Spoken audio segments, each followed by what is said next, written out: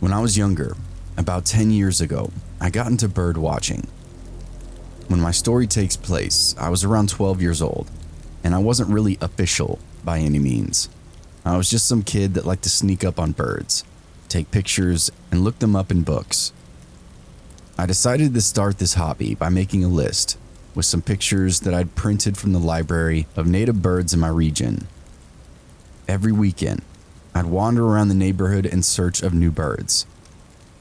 With a few ponds and a large creek in the area, I found quite a few within my first few weeks. However, there was one bird I'd set as my sort of white whale due to its rarity in our area, the black vulture. We have tons and tons of turkey vultures in my area. They are the most common, but much fewer black vultures. They are a bit hard to tell the difference between if they're flying too high. The best way to determine which vulture it is has to do with how much gray-white is in their wings. If they got closer, you could eventually make out the red head of a turkey vulture, as often as I did, disappointingly. Unfortunately, I cannot remember the exact date or what month it was. I believe it was sometime in the fall. One weekend, I decided to spend the next 2 days searching high and low for the black vulture. I went climbing over the small wire fencing around a nearby brushy area, as per usual. The signs telling me to keep out, but I continued my search. Usually, I had the best luck finding scavenger birds on the roadkill beside the road. There happened to be a small 2-lane winder that mirrored the creek nearby, just through the foliage. So I cut across a sort of mini forest and headed in that direction. As much as it made me sad to see a dead deer or possum, it was just a common sight on this road, as both sides are open with trees and undergrowth, almost choking it. There are some parts of the road that almost become sort of a tunnel, due to the leaves intertwining above. It was incredibly easy for a deer or some other animal to jump out in front of a car, in the dark, with neither party realizing until it was too late. I didn't have much luck though. There were a few crows on the smear of a squirrel, and I saw a few ducks swimming in the creek beside me, but nothing big. It started getting late, but the sun was still up, and despite the dangers of walking down a forest road in the dark, I was determined to stay out as long as possible. I decided to reach a small park area at the end of the road, and then make my way back.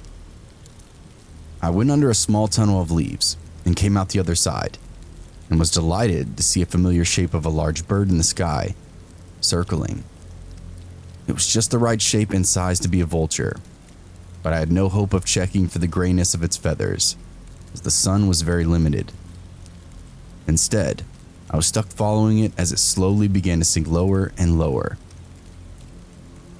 After around 10 minutes or so, it landed. I carefully snuck forward, cautiously avoiding anything that could alert the bird of my presence.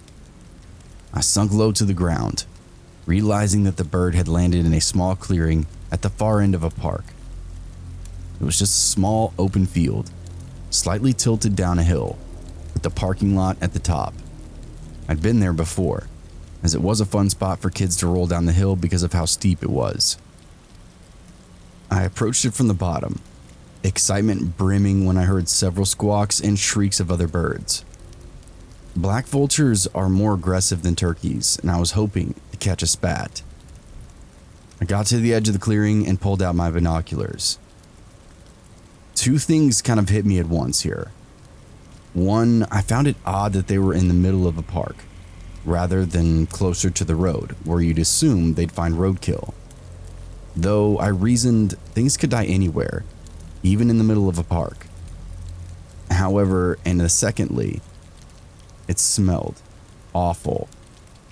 The scent was rather light, but I've been known to have a really sensitive nose, and just this sharp, coppery scent, like when you pull a rotten ground meat out of a bag. I've smelled roadkill before, and in the heat of the day. It smelled bad, but nothing like this. When I pulled my binoculars to my eyes, I expected to see a deer corpse and birds fighting. I never In a million years, thought I would see a corpse of a completely different kind. The birds were there, and I remember the faint pang of excitement that I still had, recognizing the proud head of a black vulture, before the image of it sitting on the chest of a naked woman sucked the life out of me. I was frozen. I couldn't look away. My throat tightened with vomit. I still couldn't look away. The birds had done surprisingly little to her body. She had what I think were cuts, but most of her was still intact. What wasn't, the birds were at. Her lips, eyes, genitals, they were all red and shredded. If there was a big defining wound, I missed it. Between the gathering of birds and the fading of light. What I did see, I could never forget. I haven't forgotten. I could pull up the images so clearly now, even after all this time. She was pale, almost blue in places, with blonde, crinkled hair. I sat there stupidly for who knows how long, as the sun sank behind the trees. This was the time before cell phones were a common thing, and I had quite the hike back home. I realized now that I was in shock, and I could only move when the sudden fear that whoever did this could be nearby hit me. I forced myself to slowly waddle back towards the trees, not taking my eyes off the body. I didn't want to turn around for some reason. I was just so scared someone would be behind me. I thought if I just backed up forever, maybe nothing would happen. It was dusk, and suddenly there was light. High beams from top of the hill. A single pair. I heard the screech of tires as the car wheeled out, and I listened to it veer off to the left and away down the road, opposite the direction I was headed. That was the last straw. I ran the entire way back the second I couldn't hear it. I crashed through at least a mile of brush. And while I was smart enough to have boots and thick jeans on, my arms were bare and bleeding by the time I stopped. I paused midway through the brush by my house, realizing that, embarrassingly, I'd pissed myself in fear at some point, before nearly crawling my way through people's yards to get home, avoiding all passing cars. The horror didn't completely end there. As I was getting home until past midnight, my mom worked late at a nearby diner. It's stupid, and I regret it to this day, but no, I did not call the police instantly, nor my mother. I was afraid that if I did, my mom would get mad at me. I would never be allowed to go outside again, or worse, they wouldn't believe me for some reason. I locked all the doors and double-checked. Took a quick shower and locked myself in my room. I'd fallen asleep, somehow by the time my mom came home. I confronted her in the morning, at least, but by that time when we made the call together, the body had already been found. They took my statement, we never got any calls back, and I stopped bird watching.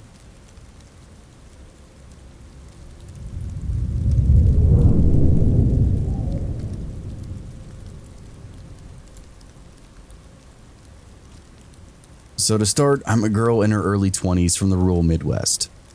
This past deer season, I had a scary experience that I think you all would like to hear. So if you've ever done much hunting, you know that oftentimes you wake up early and head to the tree stand before the sun actually comes up. It's not bad waking up that early because you're generally so stoked to go hunting, you don't even feel that tired. On that morning, I went through my usual routine. Woke up at 4:30, showered with scent control wash, and dried myself off all that. Put my clothes on, checked my rifle, loaded it, and was out the door. I had to hike a good ways to get to the stand, and it's slow going because even though you can't shoot at deer that early, you still don't want to spook them. You have to be quiet and walk slowly. I get close, so I turn off my flashlight and start making it to the base of the stand. Also, this tree stand isn't like the metal frame one-seaters. In fact, it's more of a tree house, a platform with 4 guardrails and camo canvas stapled to the rails, so I have room for a nice chair up there. It's still dark in a while before I can shoot, so I lean back and start taking a short nap. I doze off fairly quickly, but I know I'll wake myself up in time for the early morning sun. It must have been 15 minutes or so since I dozed off when I hear rustling. It's still not shooting time yet, but early enough that I can almost see well enough, so I start looking around. I don't immediately see anything, so I just wrote it off as squirrels. But that's when I hear it. A big thud coming from the base of my tree stand. I was looking out the front at the time, so I spun around to the rear, where my ladder is set. It's still dark, but sure enough, there's a man who I can see clearly on the ladder. I don't know what to do besides tell him to f off and raise my rifle. The guy just stood there, looking at me with wild eyes. His hair was unkempt. He smelled horrid. Tried to speak but couldn't. I was just locked in a staring contest with this dude for probably 10 seconds, with my rifle raised at his chest. At this point, he starts making weird noises and really sounded like a mumbling giggle. Never heard any human make a sound like that. I've always told myself if I point a gun at someone, that's when they're gonna die. My reasoning is that if I feel the need to use such force to protect myself, the threat is dangerous enough to eliminate it. But with all those scenarios I've run in my head, it's always been something like attacked at knife point or a home invasion where I have my pistol. It felt incredibly odd to be pointing a rifle at a person who was just standing there. Finally, I said, "Hey, what are you doing?" No response. I got a little more aggressive and yelled that he was trespassing. "This is my property. You need to leave." He took another step up. I warned him, "One more step, man, and I'm gonna shoot." He just stood there. He picked up his foot to take one more step and I fired. I didn't shoot to hit him. It was very stupid for some reason. I just couldn't do it. If anyone has been near a 30-06 without hearing protection, when it goes off, they're going to know it's loud. Even though I was prepared for it, the sound still shook me every time I fire without hearing protection, and my ears would ring for days afterwards. I can only imagine what it did to this guy. Luckily though, out of shock, fear, or a combination of both, he dropped from the ladder. He was rolling on the ground, clutching his head for a few seconds, when I got up and ran like a maniac through the woods. I filed a report and installed more security cameras, but nothing really came of it. Fortunately, this is where my story ends.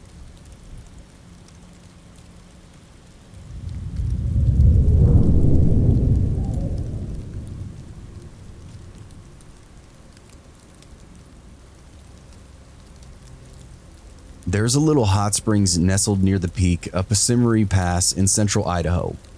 Though it's hidden in plain sight, sitting quite literally on the shoulder of the road, it is not a well-known attraction outside of the valley, but the local ranchers are quite familiar with Barney Hot Springs. It's not so unusual to drive by on the weekends and see several families enjoying the water. Barney Hot Springs, or simply Barney's, isn't incredibly remote, even for Idaho standards. It's at least an hour of driving over rutty dirt roads to the small town of Salmon to the north. If you need a hospital, it's over 2 hours to the regional hospital in Idaho Falls to the south. To say you're in the middle of nowhere at Barney's is an understatement. But the seclusion is one of Barney's major drawing points. That and the odd abundance of tropical fish swimming in the year-round warm waters. You can sit back and relax, take in the surrounding views of the mighty Rocky Mountains with little in the way of distraction. But Barney's isn't all it seems to be on the surface. An event 40 years ago turned this little hot spring from a local retreat to a local nightmare. On the afternoon of October 27th, 2 truckers stopped for fuel at my parents' gas station and cafe in Howe, Idaho. They were hauling a load of hay over to the Yosemite Pass, headed for a delivery point somewhere in Utah. As the truck fueled, the 2 men settled down at the cafe counter and ordered some coffee. Sipping his coffee, the older trucker struck up a conversation with my mother and the regulars in the cafe. He seemed a bit on edge, but was normal in comparison to his younger partner. That young man was clearly shaken and didn't say more than a quiet yes ma'am or no ma'am to my mother. He kept his attention on the cup of coffee he cradled in his shaking hands. As the older trucker and the others conversed, he brought up a peculiar event that had happened to them that afternoon. They had crested Passamaroy Pass and were coming down into Little Lost Valley as they approached Barney Hot Springs. Standing in the middle of the road was what looked to be a child. Bringing the truck to a stop, they soon realized in horror and fascination what was before them. It was not a child, but an odd humanoid creature. Its body was slim, with long, slender limbs and a squat, little torso. The head and eyes were large and amphibian-like. It was not standing any taller than a preschooler, though. They could see its green skin shimmer in the brilliant midday sun. Dripping with water, it was clutching a large bundle of what could only be described as hundreds of eggs. The creature watched the truck come to a stop, then awkwardly walked over to the rest of the road and then down an embankment. It was obvious from the trail of water it left behind that it had just come from Barney Hot Springs. On the other side of the road was a small stream hidden in dense willow brushes. No sooner had the creature disappeared, the two truckers were driving away as fast as their Cummins engine would take them. My mom and a few regulars at the cafe took in the man's story with silent, somber expressions and also comforting head nods. This was not the first time strange things had been witnessed in the Little Lost Valley. Of course, a frogman carrying his brood certainly was the most unique story they'd heard in a long time. The regulars told the trucker not to get too worked up over the incident, as it could have been the autumn sun playing tricks on their eyes. The reassurance seemed to calm them in. They finished their coffees in a few quick gulps and then headed out the door. My mom and the regulars had a good chuckle over the men's story and then went about their day. The following morning, October 28th, one of the largest earthquakes ever recorded in Idaho struck the area. The Bora Peak earthquake was a magnitude 7.5 and could be felt hundreds of miles away. It destroyed farm infrastructure, roads, and bridges. It even killed 2 children on their way to school when a brick building in Shadowy, Idaho, collapsed on top of them.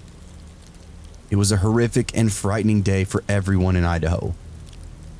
Barney Hot Springs was not far from the earthquake's epicenter and did not escape its wrath. A couple passing visitors near the springs that morning watched in amazement as the water drained into the earth, leaving behind a stinking, mucky hole. Minutes later, to their further astonishment, the water came splashing back into the depression, but was now boiling hot. It was a truly bizarre geologic event to see. The boiling stopped immediately after the earthquake ceased, and the water at Barney's quickly cooled. It's now more of a warm springs, having permanently lost about 15 degrees of temperature after the earthquake. The Frogman has been seen a handful of times since the initial sightings, always near Barney's and almost always standing in the road. I like to think that the Frogman was just a doting parent, getting their babies out of harm's way before an earthquake struck and annihilated everything in that hot spring. Barney Hot Springs is a still widely popular spot for the locals. No one seems too bothered by the idea of sharing the water with a little odd amphibian man and his family. Someone even reintroduced the tropical fish after the boiling incident killed all of them. It remains just one of the many weird stories to come out of the Lost Rivers area of Idaho, where I grew up.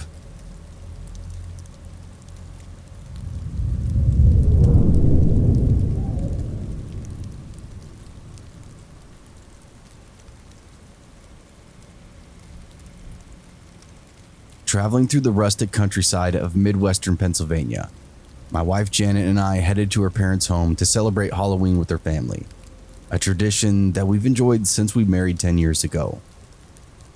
We've made this trip so many times from our hometown in Cleveland that I could almost make that drive blindfolded. It's nearly a straight shot across northeastern Ohio, starting off with 77 South, and then picking up 80 East until turning off and following a meandering series of secondary roads into New Bethlehem. She'd be quietly gazing out of the passenger side window, admiring the scenic fall foliage as dusk slowly began to consume the daylight. We were about 10 miles from her childhood home when she suddenly turned to me excitedly and said, "Honey, look, a haunted house, pull over. I want to check it out." She She's always been a Halloween enthusiast, so I've grown accustomed to her whimsical detours this time of year. Just last week, we spent an entire evening slowly driving through suburban neighborhoods, transfixed by the impressive and often ridiculously complicated, and probably expensive, Halloween-themed lights and music displays that are so popular among enthusiastic homeowners. I slowed our aging Honda to a stop in front of a forlorn and weathered two-story house that sat a few hundred feet from the road. The last shred of daylight had disappeared. It was now full-on dark. No stars. Upon the porch sat several jack-o'-lanterns, dimly lit by flickering candles. A gray wooden board was leaning against a battered mailbox. Hand painted upon the board, it read, "A haunted house." Janet was out of the car and bounding up the porch steps before I could even remove my seatbelt. "Come on, slowpoke, let's go." I'm coming, just give me a minute." I exited the car and my foot squished into a mound of fresh dog shit. I dragged my shoe through the grass as I looked around doubtfully. I didn't recognize this house. Like I said before, I've made this trip many, many times. We went inside.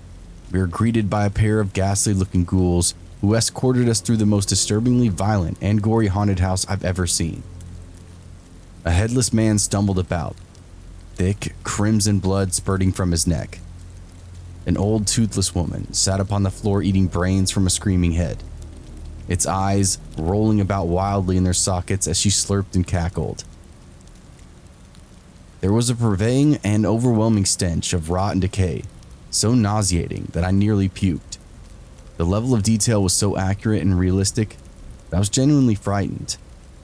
Janet, however, just shrieked with laughter, perfectly at ease with the foreboding ambience and grotesque scenery. Later that night, she gushed to her folks about this haunted house, but they too didn't recall any houses upon that particular stretch of road. The next morning, her father and I found the spot where we parked the Honda, dog shit and all. As I suspected, there was no house.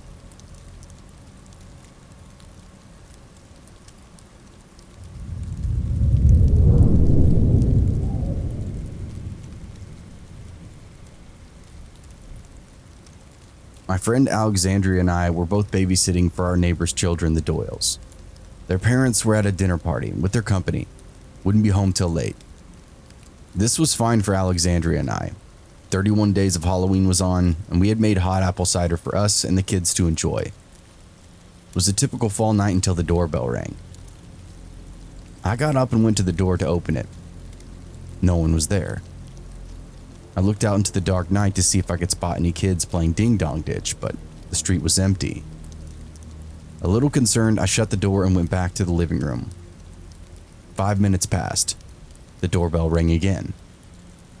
I hustled to the door hoping to catch these pranksters, red-handed this time. I opened up the door and, again, no one was there.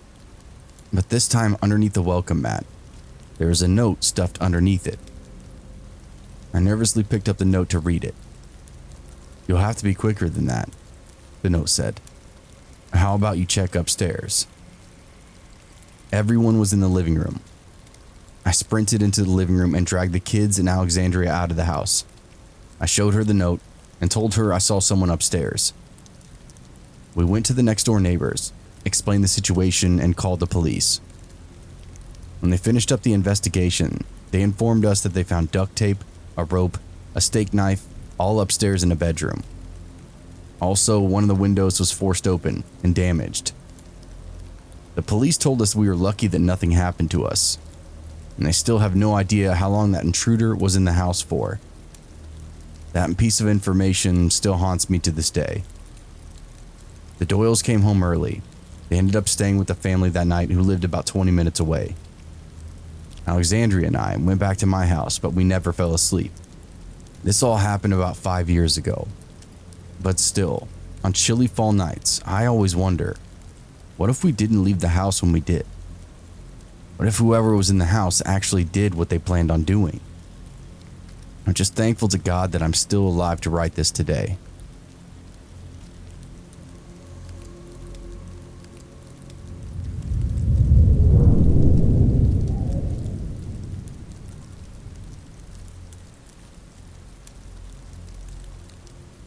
This happened in the fall of 2017. My sister Gigi was still in high school. My parents took a trip out of country, so I was in charge of my sister. I temporarily lived in my parents' house while doing so. I took her to school and back, picked her up when she was at her friend's or boyfriend's house, and then picked her up after her church meetings.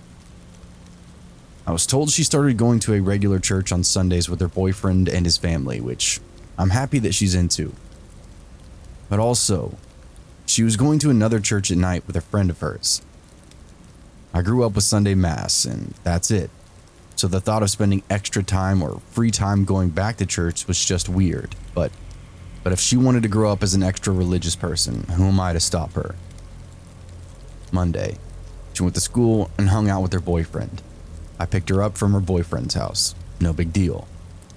Tuesday, she went to night church after school with her friend.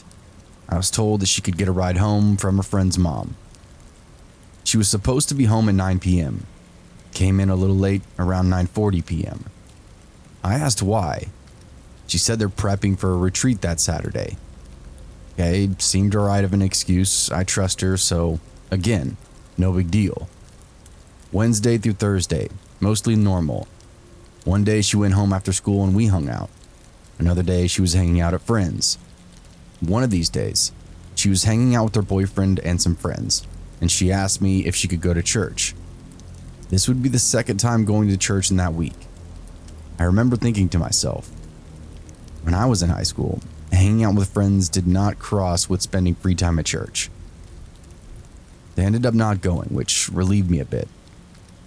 At this point, I was getting weird vibes from that night church though. Friday, the day before their retreat. Her plans were to go to night church after school and come home at 9 p.m. My plans were to hang out with friends and be home by 9 p.m. too. I'm driving back home a little late. I text her to not worry her. Got no reply. Waited a bit. Texted her again. No reply. Called her. No answer. At this point, I was hoping she was already home, and for some reason, just went to bed early. Nope. The house was empty. I kept calling, texting, and panicking. Around 10:45 p.m., almost 2 hours after she was supposed to be home, she calls me. She says they're still in church preparing for the retreat. He's not allowed to have a cell phone on. I'm normally the cooler older brother, but I lost it a bit. Not towards her. Just the situation. I'm coming to get you. Text me the address. I don't care what you're doing. I'm coming to get you. I got a text with the address and drove to get her. I was a bit calm now that I heard her voice, but I was pissed at that place. Once I get there, some lady was outside waiting for me. Sorry for the trouble. We're preparing for tomorrow. That's why Gigi is still here. That's fine, but I'm in charge of Gigi for the week. Our parents wanted her home by 9 p.m. every day, so go get her, please. Well, Gigi can't come out right now. The sermon is not over yet. At this point, I lost whatever patience I had left. You bring Gigi out right now or I'm calling the cops for kidnapping. I'm her legal guardian. She's under 18. This sparked a light underneath her feet. The lady started walking inside and then invited me in too. Do you want to come in? You're welcome to. Just go get my sister. The lady walked inside a moment later, and my sister and the lady came out. She gave my sister some documents and a shirt and some information about tomorrow's retreat. In the car ride home, I'm trying to choose my words carefully when my sister says, I don't want to go to the retreat tomorrow. Can I stay home and say you aren't letting me? Yeah, turn me into the bad guy. I don't care. You don't have to do anything you don't want to. It turns out everything up until tonight was normal church stuff. Tonight they turned it up to 11. People all around her were seizing, yelling, throwing up. They were feeding people something which was causing this. The air and smoke smelled funny, according to Gigi. I kept asking my sister if they fed her something, but she said no.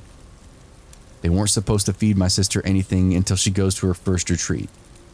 The retreat, which was the night church, said they paid for her, which, making it seem like they were doing something generous, was supposed to be some kind of initiation or commitment to the place. According to my sister's friend who already went to the initiation, they give you something that makes you sick, which is supposed to represent the evil leaving you, and you feel sick for a week or two. The people there tonight were scary and didn't look right in the head, she said. I read all the stuff that they gave my sister. All culty bullshit. The place looked like a house that was made into a small church too. I'm just glad my brotherly intuitions kicked in, and I got her out of there before something worse happened to her.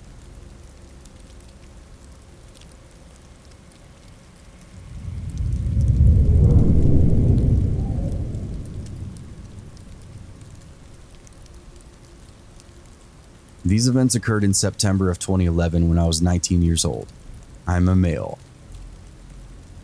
Growing up, I always was a bit of an intellectual. I liked doing tests and experiments on myself. Weird things that other people wouldn't find interesting, you know? I would see how many consecutive hours I could stay up without falling asleep, or how long I could go without eating before minor hunger pains set in. Things like that. It sounds extreme, I know, but it really wasn't. And it never got out of control. For some reason, when I was 19, I became fascinated with the homeless and what it would be like to be homeless. It was a concept I couldn't simply just get my head around. Not having some place to go when the day was over seemed so foreign. I decided I wanted to experience it myself somehow. I wanted to experience to be authentic as possible, but obviously still safe. I decided to pack up my car with some essentials, like water, dry cereal, stuff like that. I drove from where I grew up in Central Florida all the way to the middle of Arkansas, in its capital city of Little Rock. It took me like 14 hours or something.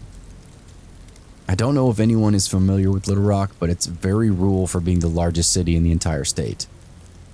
I wanted to be far enough away from home that I couldn't chicken out, to make things more authentic. I brought just enough money for gas and potential emergencies. The plan was to live in my car for 2 weeks in a large, nearly empty parking lot outside of Bill Clinton Presidential Library. I made an audio entry into my phone describing the day's events for the first few days, but stopped after it got boring. For the first week or so, nothing really happened. I went into the library to use the bathroom and slept in my car at night. I listened to the radio, played guitar, just tried to fill the day with something. The nights were a little frightening because I could sometimes see real homeless people and suspicious looking characters walking around the parking lot outside my car. I started to feel a sense of dread every day when I saw the sun setting. One night after I'd been out there a week, things got really scary. I was sleeping in the driver's seat with the seat reclined all the way in the back. I went to sleep about 11 p.m. and woke up about 12 when I heard a car pull up next to me. I ignored it, kept my eyes closed, and tried falling back asleep. I had my windows cracked half an inch for ventilation. I heard the window of the other car come down and a voice said, "Hey man." I don't know how he even saw me in there. I straightened up and saw a man about 30 years old with a baseball cap on. He looked very thin. When he had my attention, he spoke in a slightly southern accent. "Hey man, what are you doing out here?" I gave him a half-asleep look as if to say, "What do you think?" He starts looking at me funny. "So you're just spending the night out here?" I nodded.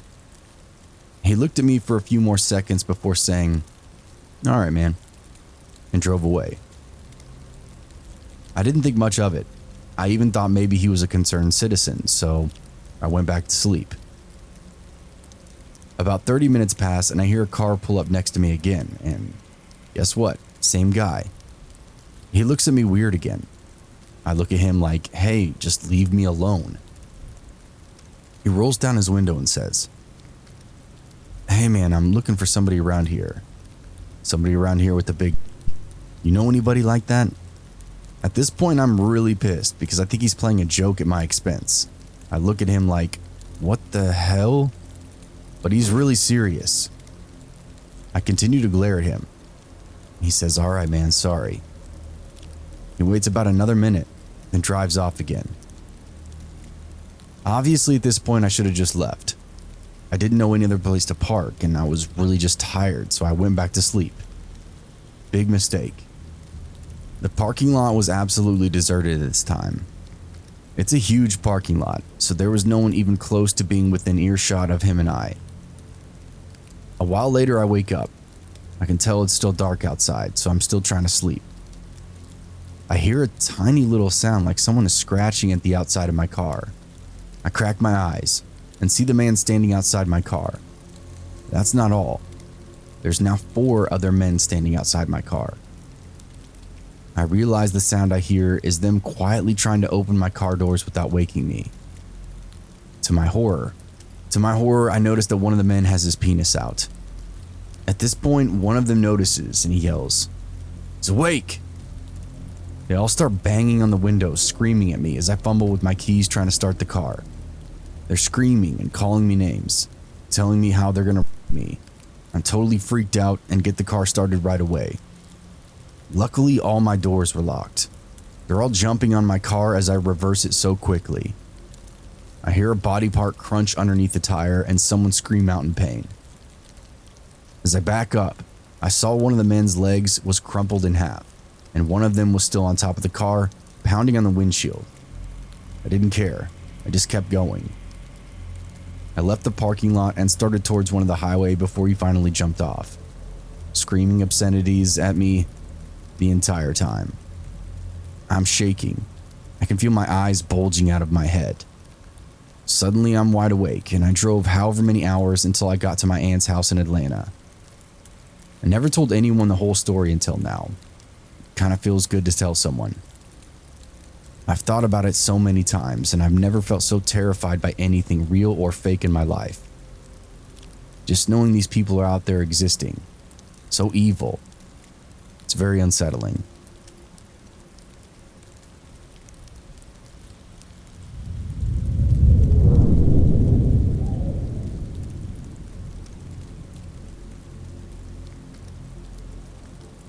I want to start off this post with a little about me as it helps with context to the story. I'm 22 years old, working in the medical field. I'm a floater medical technician at the moment, which means I get a schedule every week going to a different assisted living facility, skilled nursing facilities, and independent living facilities. All the living facilities that usually hold a majority of elderly people. And I help with vaccinations and general patient care involving meds all around my state. Sometimes I'm only 30 minutes from home, but I've driven 3 hours before, and most times they drag on into the long night. Being that I'm not really that picky and I know how to handle myself and money is money, I normally don't mind the drive. My parents would drive 4 hours to a location for a day trip, and that same day we would drive back. Nothing too crazy though. I will admit it can get a little tiring after working 6 days in a row. Now that you know how my work is, I'll tell you about where I live. No specific names, but I'm basically in the middle of foothills or in mountains. Lots of back roads, lots of trees. I know. Typical scary story, right? The middle of nowhere with spooky trees. But once again, I don't think much of it. I've lived around forest all of my life, and I see them as peaceful rather than scary. So I finish up this particular clinic around 6 p.m. And as you know, if you live up north during the fall and winter, it's dark by then. But once again, I'm thinking nothing of it. Even so, I'm tired and I'm hungry and just ready to go to bed. My team calls it a day, and I set up to take my hour 45 drive home. The first 30 minutes, I'm in town, then on a highway, so nice, smooth sailing. Listening to lo-fi music per usual, using it as my decompress and meditative time. I keep driving. I notice a huge crash up ahead, like a 4 or 5 car pileup, really nasty on a busy highway. So I take an exit off the highway, gonna drive around it so I can get home and into my bed quicker, rather than sit and wait for them to clear a path on one of the lanes. So I start driving through this town that honestly looks like it's maybe made of 3 people living in it. All the buildings are run down. The road's really messed up. It's awful. My car's poor tires and hydraulic system were begging for me to stop. So I slow down as to not stress out my car. It's dark and really old, but again, places like this exist. A town on its last breath. I've seen them more than a few times from living up and down the East Coast in less than shitty neighborhoods. I'm not gonna judge, but I will note this place is just really, really empty. No cars, no lights, boarded up houses, just empty. I'm driving between 15 and 20 miles per hour. My brights are on so I can see. It's a clear night, so I have that going for me at least. As I'm driving past this big fire department overrun with bare trees, a loud thunk comes from the roof of my car. Great. I quickly pull over into the parking lot out of the abandoned fire department. Wonderful, I'm thinking. Get sideswiped by a random dude at a rest stop and dent the top of my poorly orangeberry in 1 week. I open up the door in a panic, expecting to see some tree branch denting my roof. But nope, nothing. Which is weird enough as it is. I'm like, what the hell? I know something hit my roof. So I go checking behind my car. Maybe it rolled off. Maybe it was a bird or a bat that fell and flew away. There's a lot of trees around here.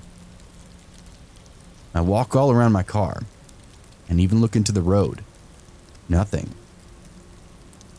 I chalk it up to the winged animal idea and climb back into my car, a little rattled. So it's silent as I get resituated. And that's when I hear this ear-piercing shriek. I'm talking someone screaming so loud it sounds like their vocal cords could break. I lock my door and immediately get back on the road. Calm down, I'm thinking. Bobcats are everywhere. You've heard what they sound like plenty. Like a woman crying bloody murder. It's just a bobcat. It's just a bobcat. My hands are shaking and I'm trying to drive out of there as fast as I can. It's just a bobcat or kids playing a prank. Some homeless tweaker. My car was rattling back and forth as I got comfortable at 35 miles per hour. Of course, that's me pushing it for my abused car. I'd make it up to him later with a nice car wash. I drive another mile through town. I'm a few miles in from the exit on the highway again. I'm mentally kicking myself for being so scared, like a little pansy, freaking out over some dumb animal. I'm a mile away now thanks to the helpful yet very beat up weathered signs. I've calmed down now. Maybe it was a good idea to play my lo-fi again, as I paused that 24/7 live stream from on YouTube when I got out of the car. Just as I reach for my phone in the passenger seat, something rushes past my headlights. I scream and brake hard. I don't know why, it was yards away from me, in the very distant part of my headlights. Alright, that's the final straw. I'm crying at this point, shaking so hard I can barely grip the wheel, eyes blurry with tears. I don't care about the music anymore, and even though I'm still reminding myself animals inhabit tree-dense abandoned towns all the time, this situation was still enough to get me crying. I keep driving, trying to focus on getting to that damn highway. But that's when I see it. If it is a human. And it's not like any human I've ever seen. On the side of the road, it seems to stand so politely on the sidewalk, as if it's waiting for me to pass, so it could cross the street. But this thing is tall.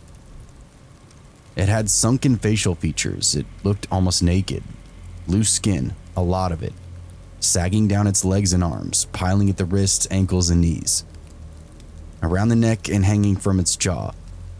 I saw it for maybe half a second before I slammed my foot down on the gas.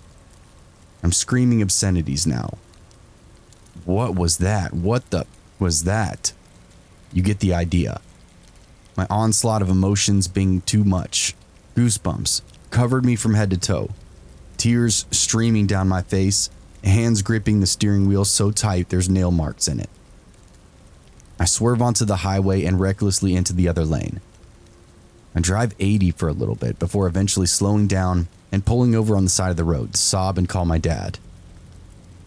He picks up instantly, and when he hears me crying, he's concerned, trying to get my story. I explain everything and I called it a man in some scary monster costume. My dad instructed me to get the police, which I didn't really want to. I was already a nervous wreck. Having to explain it or even go back with someone, absolutely F that. My dad insists, so I did call the police. I tell them I saw a man in the town back there off the exit, in a costume, and he scared me really badly. After a few more questions, the cop said they'd check it out and sent me on my way. No, I can't be sure it wasn't a costume. No, I can't be sure it wasn't just some weird outfit and bad lighting at night. And no, I can't be sure I wasn't just sleep deprived, but all these events were connected in some way. What I am saying is it all happened so quick. What I'm saying is it happened so quick. It was hard to dismiss as nothing. If this was a costume, it was a damn good costume. A hyper-realistic type of costume. I saw every single fold and wrinkle, even he can make out a couple blue veins. I don't remember the name of the town. I never got a call back from the police about any updates. If there was anyone found with a costume on, stalking the side of the road in a beat-up town at 7 p.m. It happened around a month ago, and I'm better now. As long as I'm in my car, I'm safe. But I no longer feel safe being outside of my car at night. Not even the short walk from my front door to my driveway is safe anymore. I'll start shaking and panting if I'm outside in the dark alone for more than 5 seconds. I don't know who to tell, or even what to believe. But at the very least, I hope you find my story entertaining. Although, I know it's extremely hard to believe.